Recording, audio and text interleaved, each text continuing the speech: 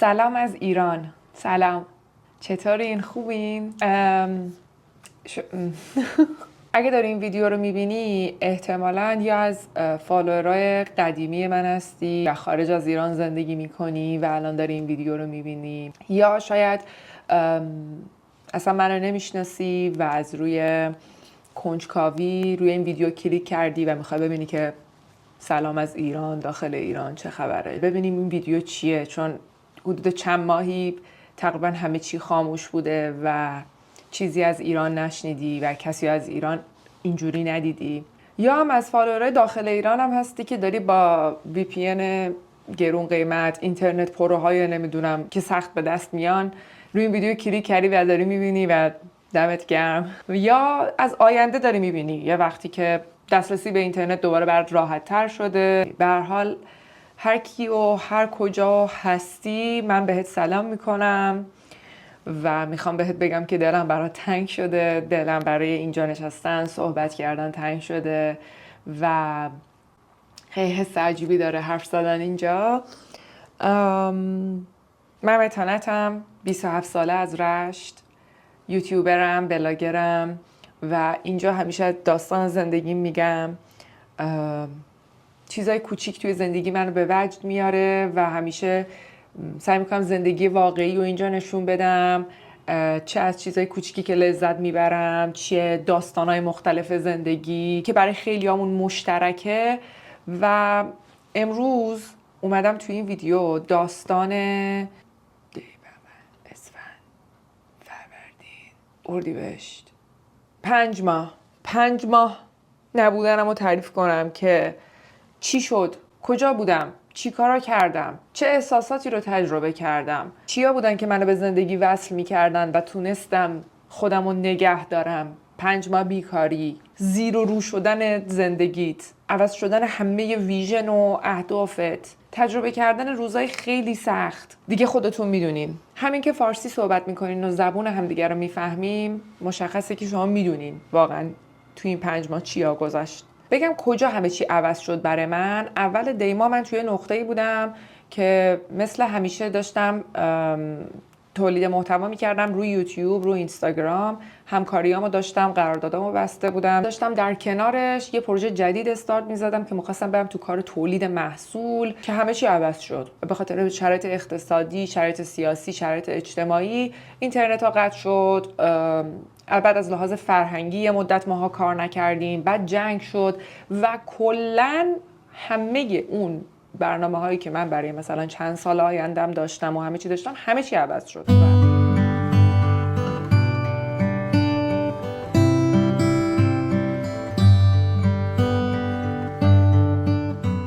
بچه ها ما اومدیم بالای ماسوله، اینجا برفه و خیلی خوشحالم که برف دیدم بالاخره. اولین برفی سال 1444. یخه البته، حتی بودم نیست، جای همتون خالی. اینها همه کم کم اتفاق افتاد. یعنی من اول فکر میکردم اوکی این 2 هفته است، بعد میگفتم تا آخر ساله. الان در این نقطه فکر میکنم که هیچ وقت دیگه اون شرایط قبلی بر نمیگرده. یعنی مثلا فکر نکنم دیگه هیچ وقت من برم تو کار تولید. توی این بحبوحه این اتفاقات من موبایلم رو عوض کردم که وسیله کارمه. اونجا متوجه شدم که دیگه داره شرایط تقریبا غیر عادی میشه که نتونستم موبایلی که خریده بودم، موبایل قدیمیمو بفروشم و هنوز من موبایل رو نفروختم چون بعدن اصلا اون موبایل مسدود شد و الان هنوز مسدوده. امروز با مامان اومدیم رامن بخوریم.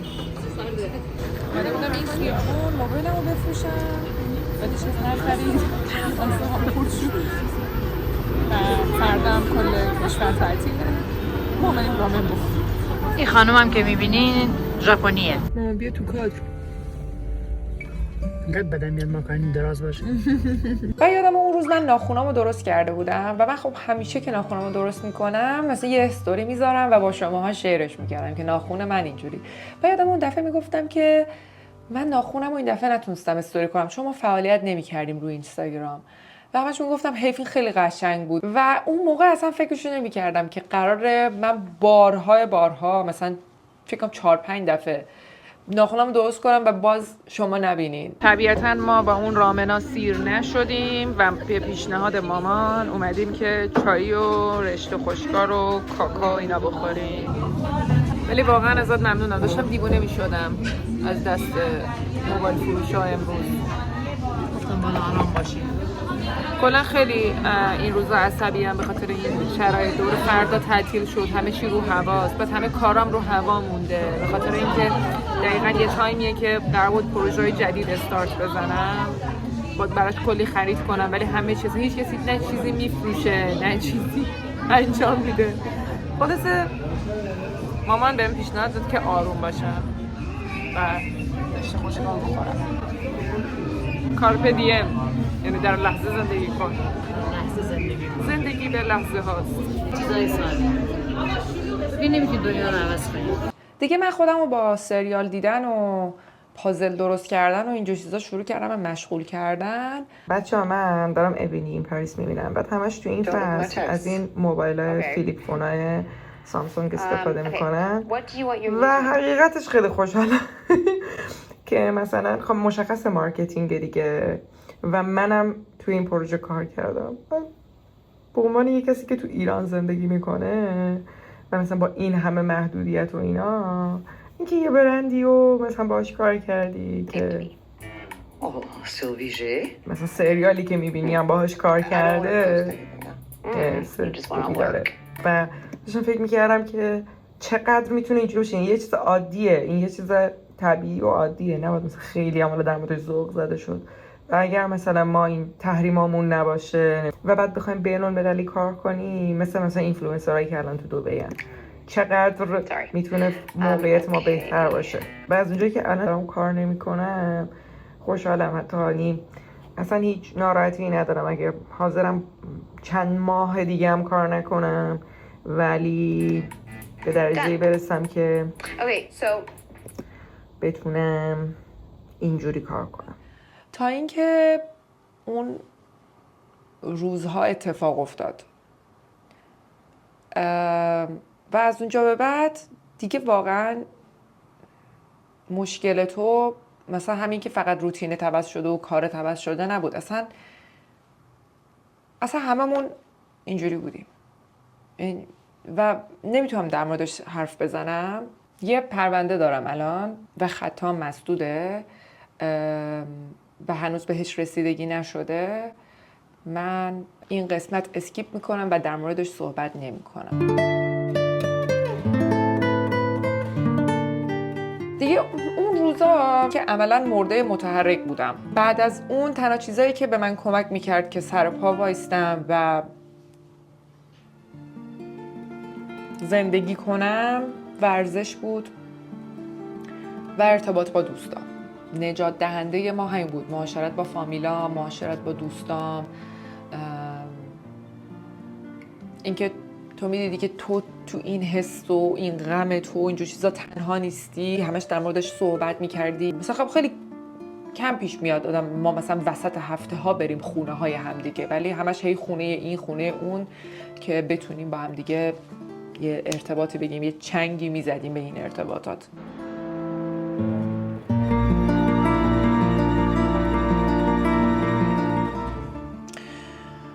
ولی خب بعد از اون دیگه تا یه مدت طولانی هر صحنه‌ای که می‌دیدم به این فکر می‌کردم که خب یک سری آدم‌ها هستن که دیگه این صحنه‌های زیبا رو نمیتونن ببینن. یعنی هر لحظه که میگفتم چه دریای قشنگی، در جا به این فکر می‌کردم که یک سری آدم‌ها هستن که دیگه این دریای قشنگ رو نمی‌بینن.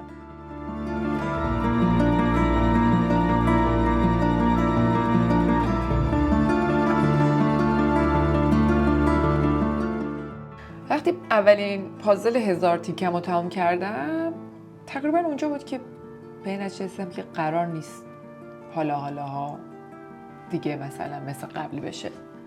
برفتم یه پازل 1000 تیکه دیگه هم خریدم. خب اینم تیکه 999 و اینم تیکه 1000. آی تمام شد بالاخره. کابوس تمام شد. کابوس خیلی کیف داد. میخوام برم یکی دیگه بگیرم. بعد که اونو تموم کردم دیگه حساب بانکیم اجازه نمیداد که پازل بخرم، چون پازل نزدیک 4 میلیون تومنه و این شکلی بودم که این تفریح برای من دیگه خیلی گرونه برای کسی که مثلا 2 ماه کار نکرده و واقعا اینم خیلی حس بدی بود، چون از یه جا به بعد همه چی خیلی گرون شد، هم من درآمدم صفر شد و خب یه سری پسنداز داشتم، یه چند دلاری مثلا برای خودم داشتم، یه $100 میفروختم تو 2 هفته تموم میشد. آقا مثلا مگه من چی کار کردم؟ یعنی الان هم هنوز ترسناکه این شکلی هم که اگر قرار باشه که باز این شرایط ادامه پیدا بکنه واقعا باید برم دنبال یه کاری. ولی خب هر کاری که بلدم به اینترنت و تولید محتوا و مارکتینگ و اینها مربوطه. اگر بخوام دیگه هیچ وقت نتونم اونجوری اینجا کار کنم، دوباره سعی میکنم که یه راه دیگه پیدا کنم که بتونم برم توی کشور دیگه. حداقل اگر قرار باشه کار مثلا جنرال بکنم، قرار باشه که به اون آرزوهای بزرگ، اون اهداف بزرگ، اون تصاویر بزرگی که تو ذهنم داشتم هیچ وقت نرسم، ترجیح میدم برم یه جایی یه کار معمولی کنم، یه حقوق معمولی داشته باشم و حداقل همونجوری ادامه بدم تا اینکه اینجا تحت این همه تنش و فشار باشم. I'm scared of losing the sadness because it means I'm losing her. The sadness isn't her, you know? Like, I don't think we have to keep doing that to ourselves. I think that there's the sadness, and then there's Holly. She's not going anywhere, you know? She would not believe it. The way we are right now. یه کار دیگه که توی این مدت کردم این بودش که یه سفر رفتم. البته سفر کاری بود و مجبور بودیم بریم و ما کلا برنامه این بودش که مثلا همون اوایل دیما بریم برای انگشت‌نگاری مامان بابا، چون که اونا بتونن مثلا برن نوه‌شون رو ببینن. رفتیم انگشت‌نگاری و اونم اولین سفری بودش که من این شکلی بودم که منم دارم میرم سفر، ولی همیشه مثلا با بچه‌ها بودیم، همیشه پر استوری میذاشتم، کلی ویدیو میگرفتم و تصمیم گرفتم اون سفر رو ولاگ بگیرم، با اینکه مثلا 1 ماه قبلش هیچ ویدیویی نگرفتم، فقط یه چند تا همین ویدیو رو گرفته بودم، اینجوری صحبت نکرده بودم باهاتون. رفتیم اومدیم و فرداش جنگ شد، یعنی خیلی هم شانس آوردیم که تونستیم برگردیم وگرنه گیر میافتادیم. و بعد دیگه عید اومد.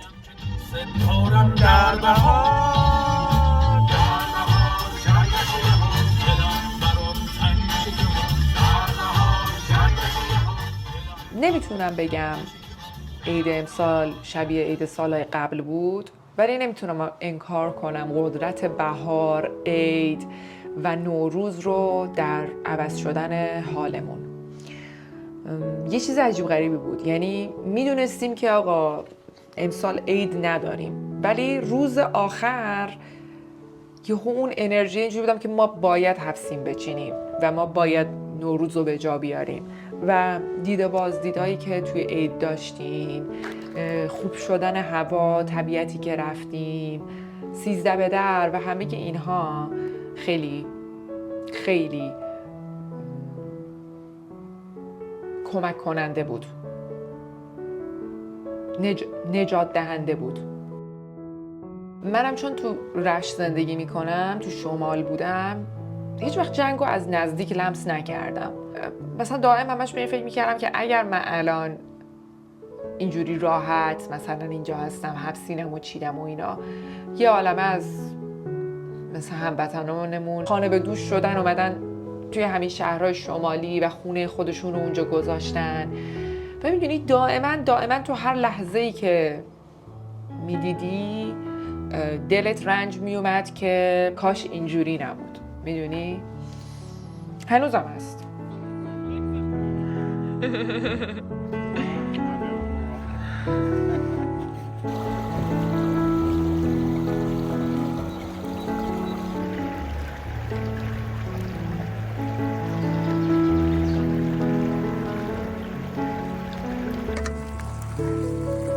سلام از 13 به در سال 1405. ما اینجا در تیمورکو هستیم.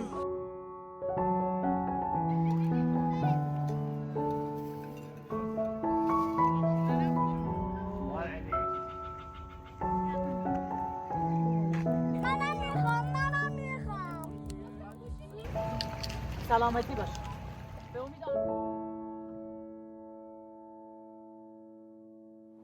بعد عید من دچار یک افسردگی خیلی شدید شدم، به خاطر اینکه همه برگشتن سر روتینشون. دور و بریام خب من تقریبا 90% دور و بریام کارشون تحت تاثیر قرار نگرفته، به غیر از مثلا دوستام که همکارم هستن، ولی مثلا بقیه دوستام و اقوام و اینا مثلا دیدم همه دارن برمیگردن و من هیچ چشم اندازی ندارم برای اینکه بخواد دوباره همه چی عادی بشه و دچار افسردگی خیلی شدید شدم. بعد من یه خونه‌ای گرفته بودم برای اینکه اونو استودیو بکنم که اونم داستانشو جدا بعدن توی ویدیو دیگه براتون تعریف کردم میذارم و من مجبور شدم که از اون خونه رو بدم بره. یعنی قبل عید خودم رو جمع جور کردم، گفتم این خونه رو تمیز کنم برای عید آماده باشه، چون کلیدش رو تحویل گرفته بودم و 1 ماه داخلش نرفته بودم، ولی میخواستم حداقل اون رو قابل زندگی کنم. تمیزش کردم و اینها به این امید که یا بعد از عید من این تو وسیله میچینم و کارم رو اوکی میکنم یا هم اجارش میدم.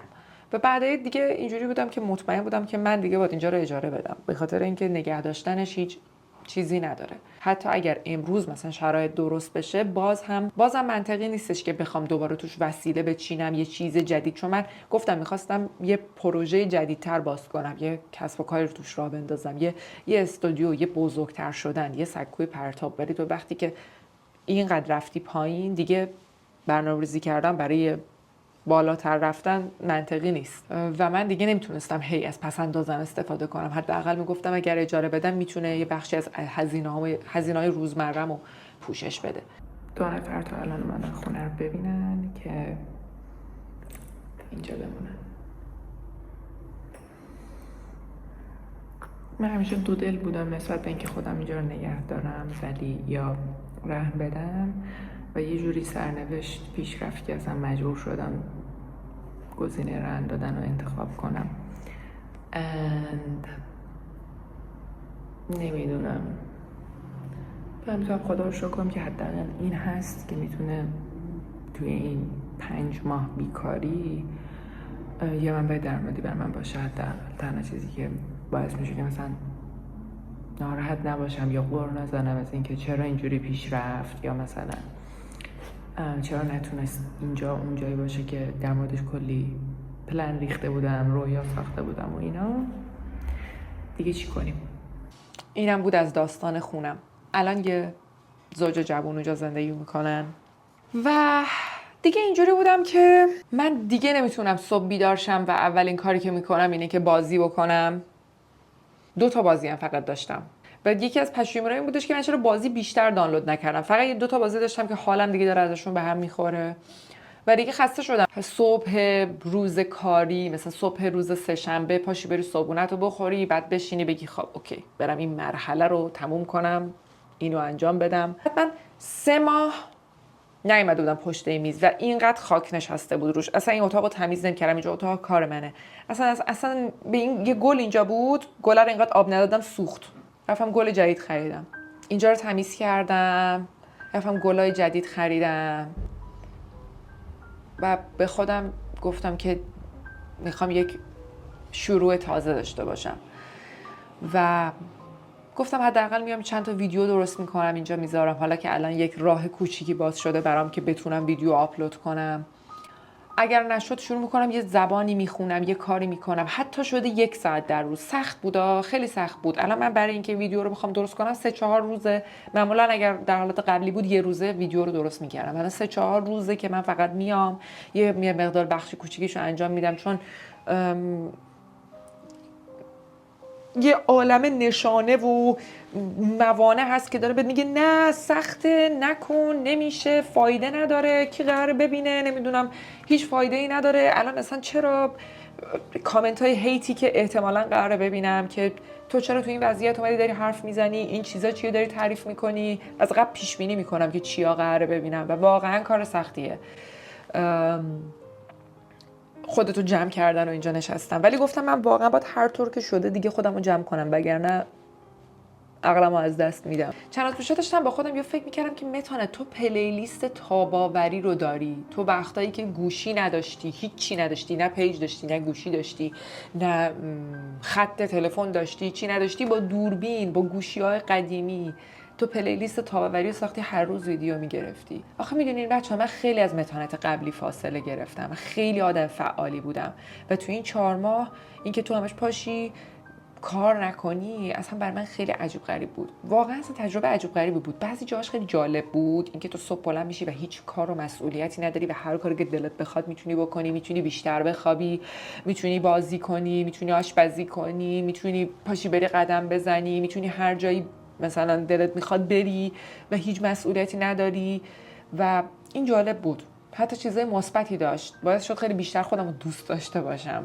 نمیتونی کار نکنی و بعد همش هم خودتو سرزنش کنی برای اینکه کار نمی‌کنی. چون نمیتونی کار کنی دیگه. بعد هی بخوای سرزنش بکنی که بعد بری خودتو بکشی. و این برای من از این نظر خوب بود که من برای اولین بار بعد از سالها، شاید مثلا اولین بار اصلا کلا تو زندگیم، چون همیشه مثلا حتی تو دبیرستانم که تو کار نمی‌کردی این شکلی بودی که تو باید الان درس بخونی، حق نداری بشینی سریال ببینی. من برای اولین بار تو زندگیم داشتم سریال می‌دیدم و خودم رو دوست داشتم. میگفتم آخه متانه جون لذت ببر از سریال دیدنت.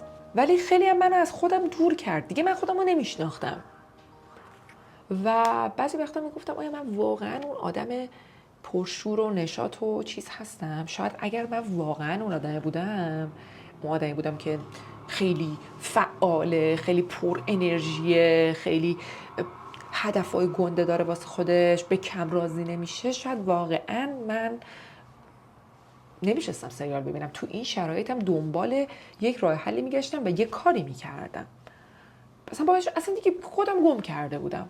من چی میگم؟ اصلا این شکلی بودم که دیگه این یه متانت جدیده. امیدوارم که این ویدیو به دستتون برسه.